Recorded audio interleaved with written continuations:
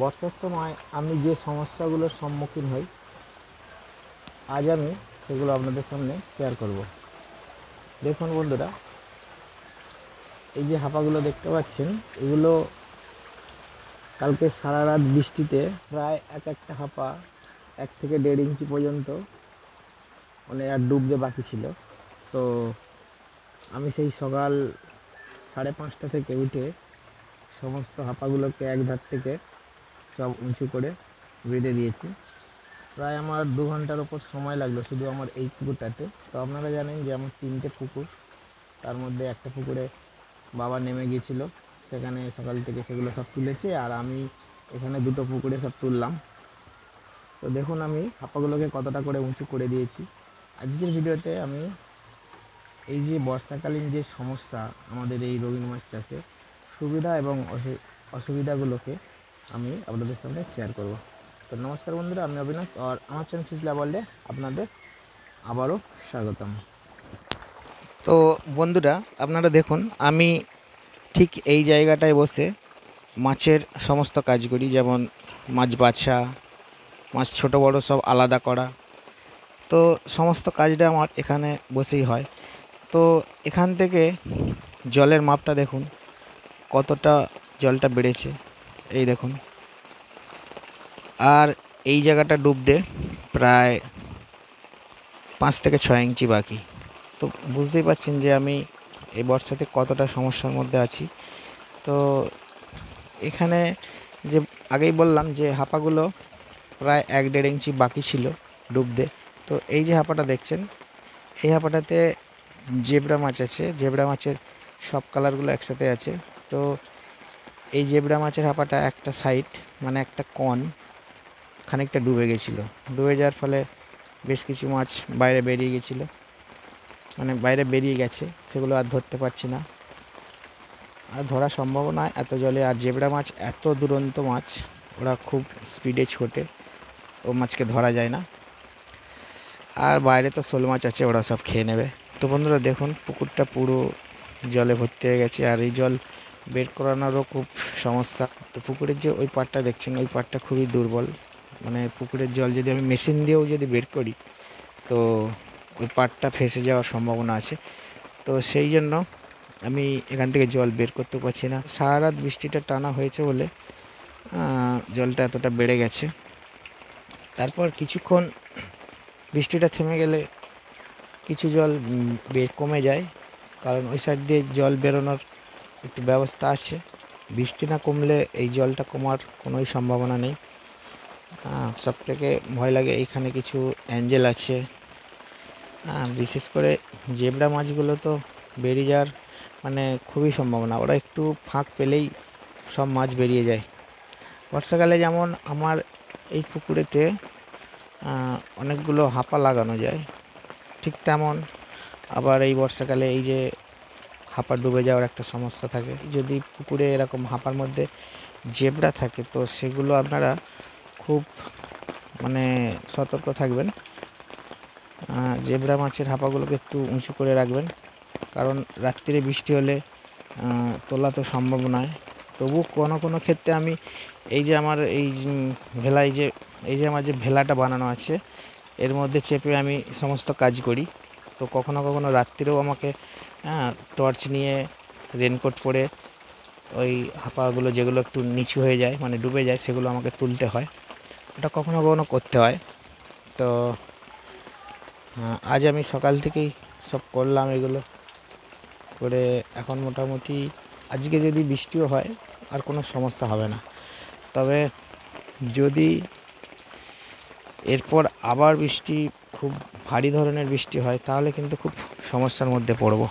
তো আমার অন্যান্য চৌবাচ্চাগুলো আপনাদেরকে আমি দেখাচ্ছি, সেগুলো সব কীরকমভাবে কি আছে। তবে কাল কিছু মাছ সেল হয়ে গেছিলো, চৌবাচ্চাটা অনেকটাই সব খালি করে দিয়েছি। আবার নতুন করে যে মাছ তুলবো, আজ তো কোনো সুযোগই পেলাম না।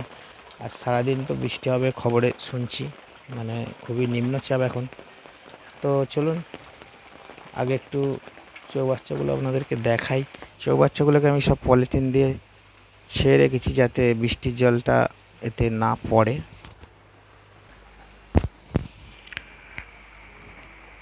এইদিকে আমার 3টে চৌবাচ্চা আছে, এই সামনেরটায় গাপ্পি আছে, পরেরটায় সর্ডেল আছে, তারপরেরটাতেও কিছু গাপ্পি আছে।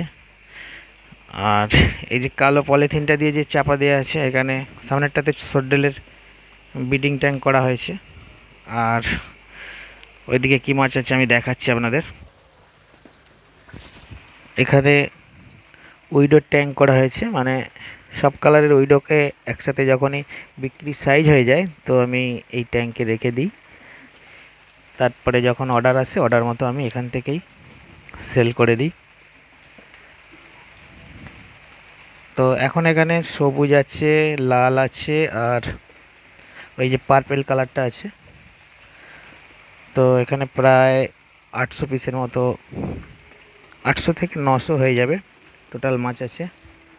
আর যে সর্ডেলের ব্রিডিং ট্যাঙ্ক বলছিলাম, ওখানে ফিমেল মাছগুলোকে রাখা আছে এই নেটের খাঁচার মধ্যে।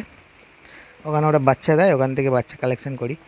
তো দেখতেই পেলেন কিভাবে আমি এইসব পলিথিন দিয়ে চাপা দিয়ে রেখেছি। এতে বৃষ্টির জলটা এই কারণেই মানে পড়তে দিই না, কারণ এখানে আমার সমস্ত রেডি মাছ, মানে এই মাছগুলো কোনো কারণে নষ্ট হয়ে গেলে খুবই মানে লোকসান হবে।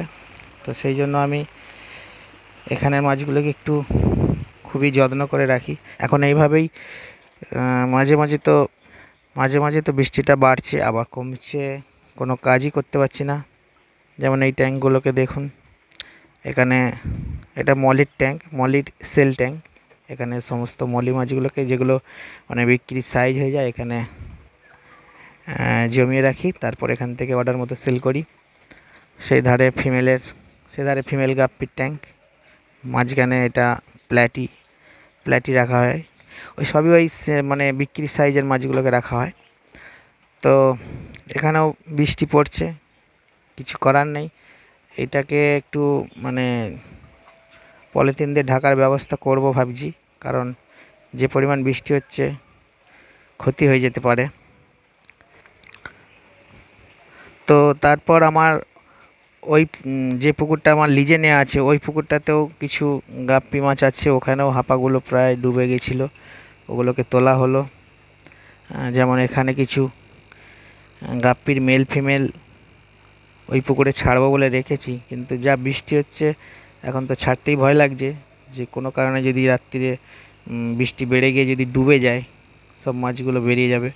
তো ভাবছি যে বৃষ্টিটা কমলে তবে মাছগুলোকে আবার ওখানে হাঁপাতে দিয়ে দেবো, কারণ মাছগুলো প্রায় অনেক মাছ লোড আছে, বাচ্চা দেওয়ার জন্য এরা প্রস্তুত হয়ে গেছে। তো এখন এখানেই রেখেছি, তারপর একটা হাঁপাতে এই টোটাল মাছটা একটা 10 ফুটের হাঁপাতে ছেড়ে দেবো, ওখান থেকে বাচ্চা কালেকশন করে নেব।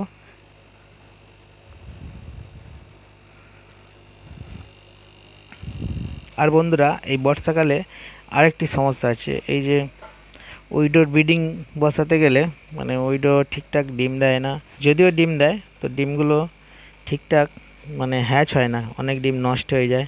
তো এই ওয়েদারে বর্ষার এই ওয়েদারেতে আমি এখন উইডো ব্রিডিংয়ে বসাতে পারছি না। তো জেব্রাটা হচ্ছে, তবুও কিছু ডিম জেব্রাটা এই মুহূর্তে হচ্ছে, তো তার মধ্যেও কিছু ডিম নষ্ট হয়ে যাচ্ছে, তবু কিছুটা পরিমাণ জেব্রা পাচ্ছি, কিন্তু উইডোটা একদমই হচ্ছে না। তো বন্ধুরা অনেকদিন পরে ভিডিও নিয়ে এলাম, কারণ ভিডিও করার ঠিকঠাক আমি সময় পাচ্ছিলাম না। তো যাই হোক, আজকের ভিডিও এইটুকুই, আবার আসবো একটা অন্য নতুন ভিডিও নিয়ে। তো তার জন্য আপনারা ফিশ লাইভ ওয়ার্ল্ডের সঙ্গে থাকবেন এবং আপনারা সকলে সুস্থ থাকবেন, ভালো থাকবেন। ধন্যবাদ।